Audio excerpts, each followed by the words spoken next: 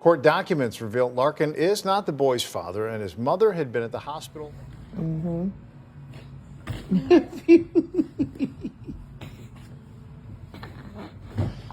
Nephew, what you say? You finna get up out of here, huh? You leaving me? You finna leave me? You going bye-bye?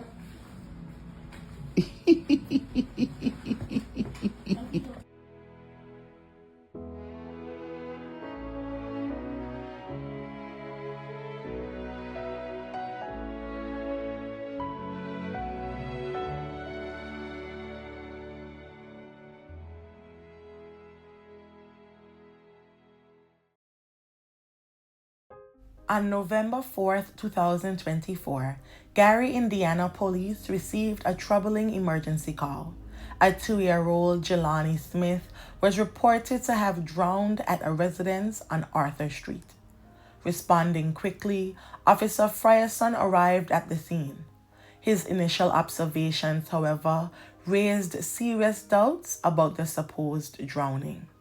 Jeloni's small body was noticeably dry, and for a child reportedly pulled from a bathtub, the absence of water on his body appeared unusual and triggered a deeper examination into what had actually happened in the home.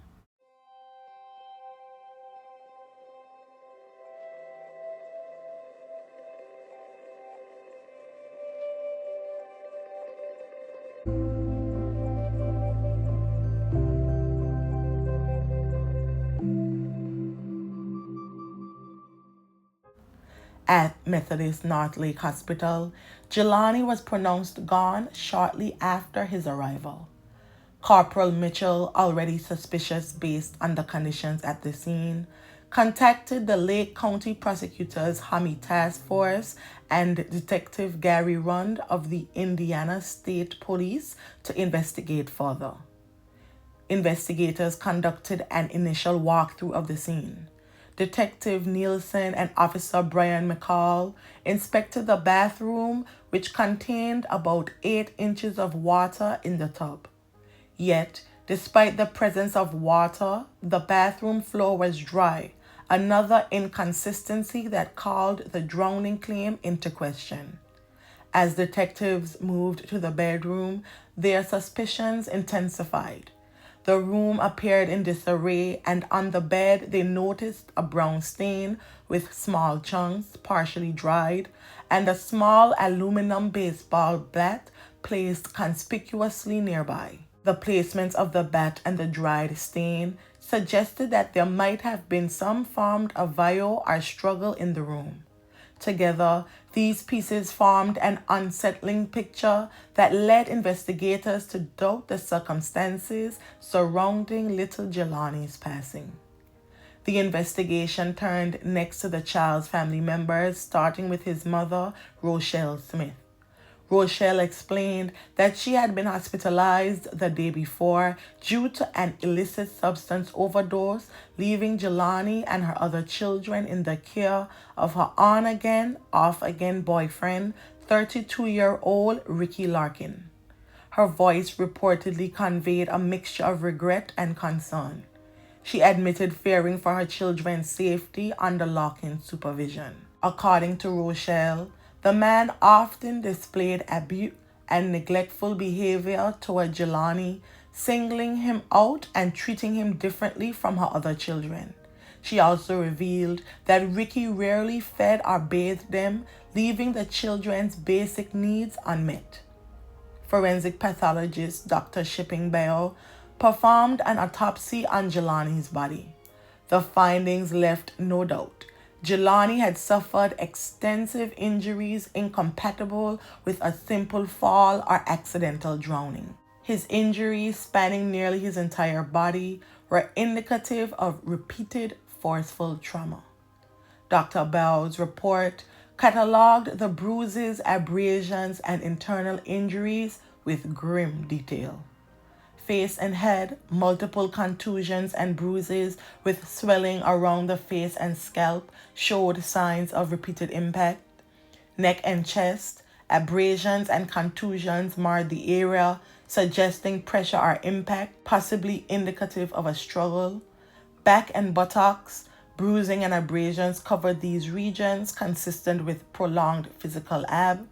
Internal organs, the liver showed a laceration indicating severe force had been applied to the torso.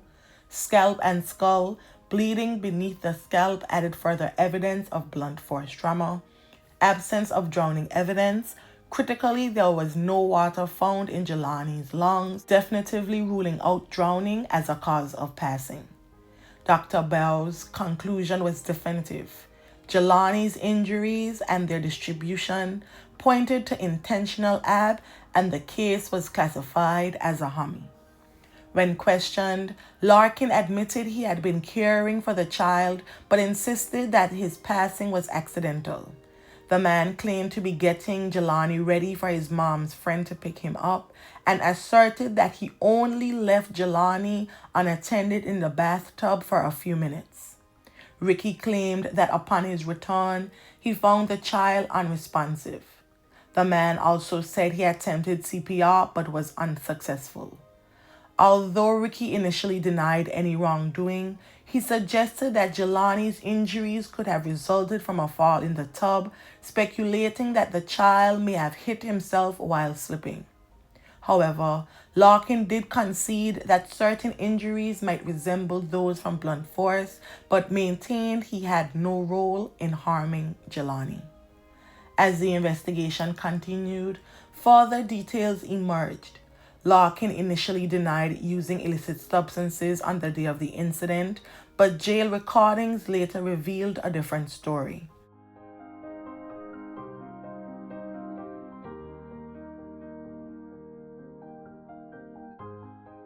In a phone call from jail, he admitted he was high at the time, directly contradicting his initial statements to law enforcement.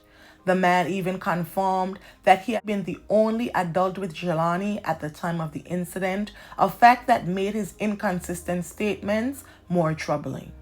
In another call, while Ricky avoided admitting any direct responsibilities, he also alluded to his checkered past, referring vaguely to having, quote, done a lot of dirt in his life, suggesting he viewed this tragic event as a form of karma.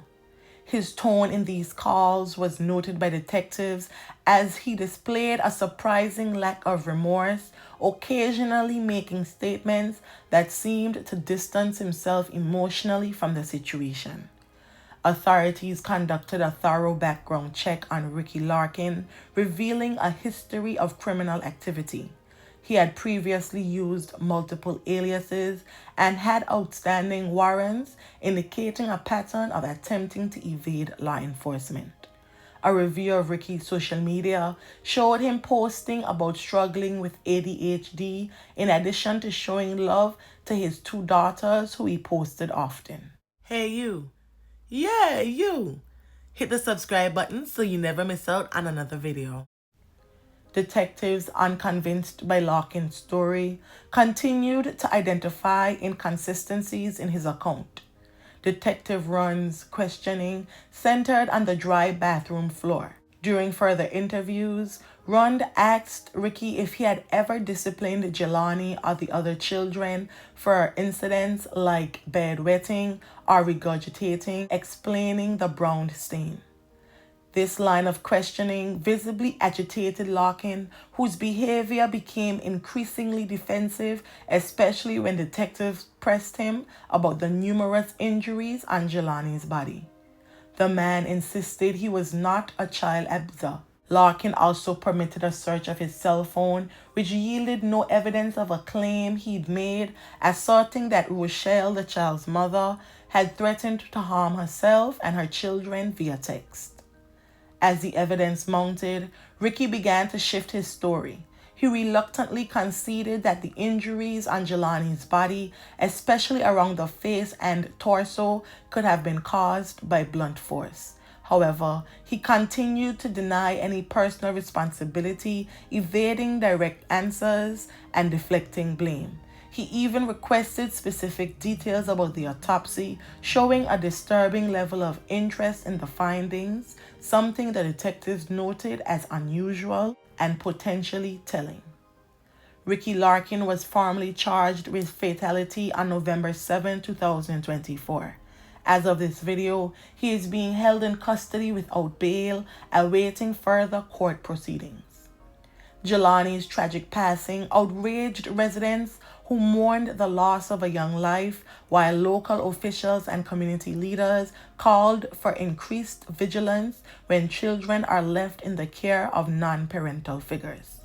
Persons took to social media to express their horror, with someone even saying that they should have kept Larkin locked up the first time, though it is not clear what specific incident the individual is referring to.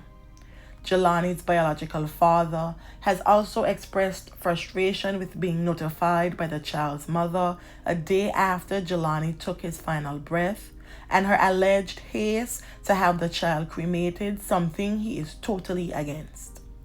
The case has shone a light on the importance of ensuring children's safety and well-being, especially in complicated family situations involving people with histories of violence or instability.